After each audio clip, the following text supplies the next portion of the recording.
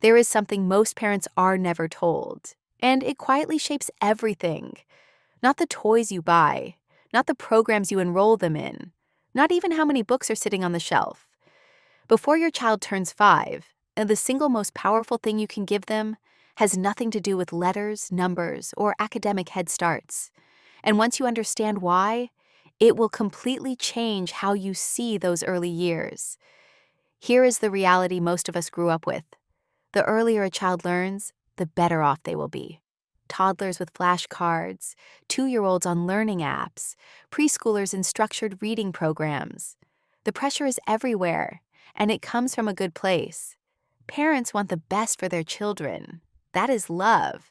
But what if that pressure is actually working against the very brain you are trying to build? Researchers in child development have followed children who were pushed into early academics and compared them to children who were not. The findings are striking. By middle childhood, any early advantage from forced learning had disappeared entirely. And in some cases, the children who had been drilled early showed higher anxiety, lower creativity, and less motivation to learn than their peers. The brain simply does not work the way we have been taught to believe. What the brain actually needs in those first 5 years is something far more foundational: safety, connection, play. These are not soft feel-good extras. They are the biological requirements for healthy brain architecture. Harvard's Center on the Developing Child has spent decades documenting this. The emotional experiences a child has before age 5 are not just memories. They are literally building the physical structure of the brain. Every responsive interaction, every moment of warmth, every time a parent shows up when a child is afraid or overwhelmed, that becomes wiring.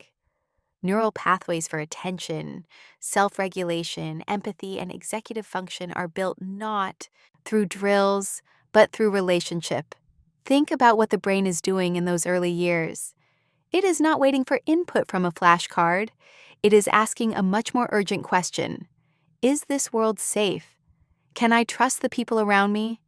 When the answer is yes, the thinking brain opens up. Curiosity switches on. Learning becomes something the child reaches toward naturally. But when a child feels pressured, dismissed, or emotionally unsteady, the brain shifts into a different mode entirely. Survival takes over. And in survival mode, the prefrontal cortex, the part responsible for focus, reasoning, and problem solving, goes quiet. So what does this actually look like in daily life? It starts with how you respond when things fall apart.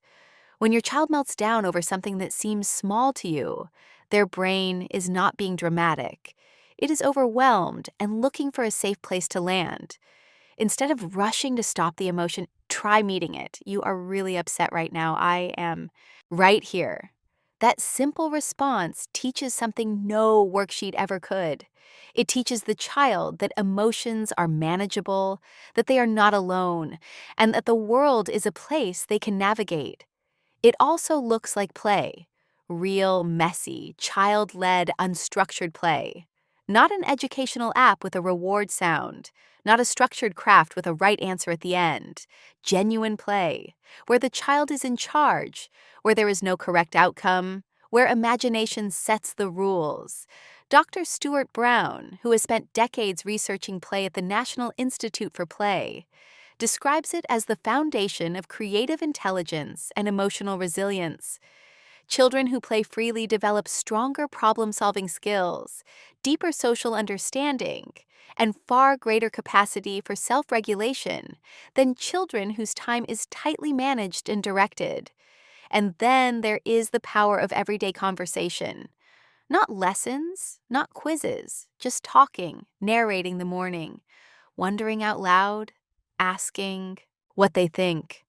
A landmark study by researchers Betty Hart and Todd Risley found that the number of words a child hears in genuine back-and-forth conversation before age 3 is one of the strongest predictors of later vocabulary, reading ability, and academic performance. Not the words from a screen, not audio playing in the background, words spoken by someone who is present, engaged, and responding. The way you speak to your child also shapes how they come to see themselves. When a child hears you are so clever after every task, their brain quietly learns that their value depends on performance. That is a fragile foundation. But when they hear things like you kept trying even when it was hard or you figured that out yourself, something deeper takes root. Effort becomes the point. Challenge becomes interesting rather than threatening. That shift from performance to process is one of the most powerful things you can build before kindergarten. None of this requires money.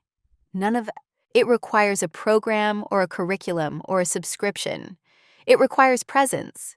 A 2023 study of families across multiple countries found that children raised with what researchers called slow, responsive parenting, where adults were genuinely available rather than distracted, showed significantly better outcomes in emotional health, self-esteem, and cognitive flexibility by school age.